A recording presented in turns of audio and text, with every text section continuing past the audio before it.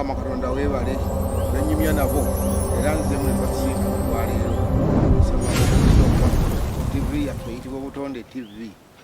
N'olw'ensonga eyo bwe mba ntudde wano nga mbannyonnyola era nga mbayitiramu tufune okuyiga okukwatira awamu tusobole okukola ekigenda mu maaso nga tuyambisa olulimi lwaffe Oluganda. Oluganda olwaleero era ekigenda okuleeta kitugenda okwogerako kiyitibwa okusimba amakanda. Nze mbagamba emirundi okuva emabegako awo egiwera nti ekigambo ekitategeerekese mu maaso eyo tujja kiddamu era nammwe abangoberera muyinza okusindika obubaka ne mugamba wali ogamba ki. Bwe njogera amakanda kitegeeza waliwo amakanda ate amakulu kyegategeeza kiyitibwa amakanda.